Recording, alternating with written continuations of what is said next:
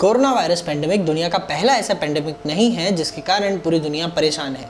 इसके पहले भी ह्यूमन हिस्ट्री में ऐसे बहुत सारे पेंडेमिक्स आए हैं जिसके कारण बहुत सारे लोगों की जान चली गई। Hello guys, this is Keshav Kothari from शिक्षा न्यूज़ और आज इस वीडियो में हम 15 ऐसे पेंडेमिक्स के बारे में जानेंगे जिसके कारण ह्यूमन हिस्ट्री में बहुत सारी लोगों की जान चली गई। इस वीडियो में हमने बहुत सारी बीमारियों को डिटेल में डिस्कस किया है, इसीलिए ये लिस्ट बहुत लंबी होने के कारण हमने इस वीडियो को 2 पार्ट में बनाया है। ये उस वीडियो का पहला पार्ट है। इसके सेकंड पार्ट को भी हम जल्दी रिलीज करेंगे, आप उसे भी जरूर देखिएगा। Number 15, Ebola pandemic. Ebola pandemic के बारे में या तो हम सभी ने अपनी साइंस या हिस्ट्री बुक्स में कभी ना कभी पढ़ा है या फिर हमने कहीं ना कहीं न्यूज़ चैनल पर इसके बारे में ज़रूर सुना है। इबोला पेंडेमिक ईयर 2014 से 2016 के बीच में पूरे वर्ल्ड में आया था। इसके कारण पूरी दुनिया में 1,13,000 लोगों की जान चली गई थी। अगर पॉपुलेशन के हिसाब से समझें तो हर 6,37,000 इंसान में से एक इंसान इबोला से इन्फेक्ट हुआ था और उसके कारण उसकी डेथ हो गई थी। इबोला वायरस जिसके कारण ये पेंडेमिक फैला था वो भी कोरोना वायरस की तरह ही बैट्स के थ्रू ह्यूमंस की बॉडी में ट्रांसमिट हुआ था।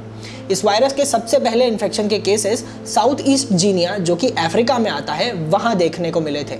इस वायरस इन्फेक्शन का फैटेलिटी रेट 50% था, यानी कि अगर किसी इंसान को इस वायरस से इन्फेक्शन लग गया है तो 50% चांसेस हैं कि उस इंसान की उस वायरस इन्फेक्शन के कारण डेथ हो जाएगी। Number 14, swine flu. Swine flu पूरी दुनिया में जनवरी 2009 से अगस्त 2010 के बीच में फैला था। इस वायरस इन्फेक्शन के कारण पूरी दुनिया की 11% पॉपुलेशन इन्फेक्ट हुई थी। Swine flu H1N1 influenza virus नाम के एक वायरस के कारण फैला था। ये वायरस स्वाइन्स यानी कि पिग्स से ह्यूमंस में ट्रांसमिट हुआ था, इसीलिए इसे H1N1 इन्फ्लुएंजा पेंडेमिक या H1N1 फ्लू के नाम से भी जानते हैं। इस वायरस इन्फेक्शन के कारण पूरी दुनिया में 2 लाख लोगों की डेथ हुई थी। अगर हम पॉपुलेशन के हिसाब से समझें तो हर 34,000 में से एक इंसान की डेथ H1N1 फ्लू के कारण हुई थी। इस वायरस की फैटेलिटी रेट 1% के आसपास थी, यानी कि अगर किसी 100 लोगों को ये इन्फेक्शन हुआ है तो उनमें से किसी एक या उससे भी कम लोगों की इस वायरस इन्फेक्शन के कारण मौत होगी। Number 13, 18th century great plague. वैसे तो इस लिस्ट में जितने भी पेंडेमिक्स हैं उसमें से सबसे ज़्यादा पेंडेमिक्स तो वायरसेस के कारण ही फैले हैं, लेकिन फिर भी एक ऐसा बैक्टीरिया है जिसके कारण बार बार बहुत सारे प्लेग्स और पेंडेमिक्स फैले थे और जिसमें बहुत सारे लोगों की जान चली गई थी। अगर 18th सेंचुरी प्लेग की बात करें तो पूरी दुनिया में इसके कारण 6,60,000 लोगों की मौत हुई थी। ये ईयर 1738 से 1740 के बीच में पूरी दुनिया में फैला था। अगर उस समय की पॉपुलेशन के हिसाब से बात करें तो हर 1,000 में से एक इंसान की मौत इस पेंडेमिक के कारण हुई थी। ये पेंडेमिक यर्सीनिया पेस्टिस नाम के एक बैक्टीरिया के कारण पूरी दुनिया में फैला था। यर्सीनिया पेस्टिस बैक्टीरिया से फैलने वाला ये पेंडेमिक पहला ऐसा पेंडेमिक नहीं था। इसके पहले भी इस बैक्टीरिया ने बहुत सारे पेंडेमिक्स कॉज किए थे जिसमें बहुत सारे लोगों की जान चली गई थी। अगर 18th सेंचुरी प्लेग के बारे में बात करें तो इसका सबसे ज़्यादा इफेक्ट यूरोप के Austria, Croatia, Hungary, Romania, Serbia और यूक्रेन में देखने को मिला था। वहां बहुत सारे लोगों की जान इस पेंडेमिक के कारण गई थी। Number 12, 6th cholera outbreak. Cholera outbreak की शुरुआत वैसे तो इंडिया से ही मानी जाती है। इंडिया का कलकत्ता शहर जहां से गंगा नदी बहती है वहीं पर एक जगह सबसे पहले इस इन्फेक्शन के लक्षण दिखना शुरू हुए थे। ईयर 1817 में जब ये कॉलेरा इन्फेक्शन फैलना शुरू हुआ था तो इंडिया से ही पूरी दुनिया में फैलना शुरू हुआ था। इसके कारण इंडिया में जो उस समय बहुत सारे ब्रिटिश ट्रूपर्स रह रहे थे उनकी भी इस इन्फेक्शन के कारण डेथ हुई थी। विब्रियो कॉलेरा नाम का एक बैक्टीरिया था जिसके कारण ये बीमारी लोगों तक पहुंचने लगी थी। इसके बाद में ईयर 1899 से 1923 तक ये बीमारी वापस अपने पीक पर आई। इस बार इसके कारण पूरी दुनिया में 10 लाख यानी कि 1 मिलियन के आसपास कुछ लोगों की डेथ हुई। अगर उस समय की पॉपुलेशन के हिसाब से समझें तो तकरीबन हर 1260 में से एक इंसान को कॉलेरा इन्फेक्शन होता था और उसकी डेथ हो जाती थी। इस इन्फेक्शन का सबसे ज़्यादा प्रभाव अगर कहीं देखने को मिला है तो वो इंडिया, फिलीपींस और ऑटोमन एम्पायर में देखने को मिला है। सिर्फ इंडिया में ही इस इन्फेक्शन के कारण तकरीबन 8 लाख लोगों की जान चली गई थी। Number 11, Hong Kong flu. Hong Kong flu की शुरुआत ईयर 1968 से 1970 के बीच में हांगकांग से हुई थी।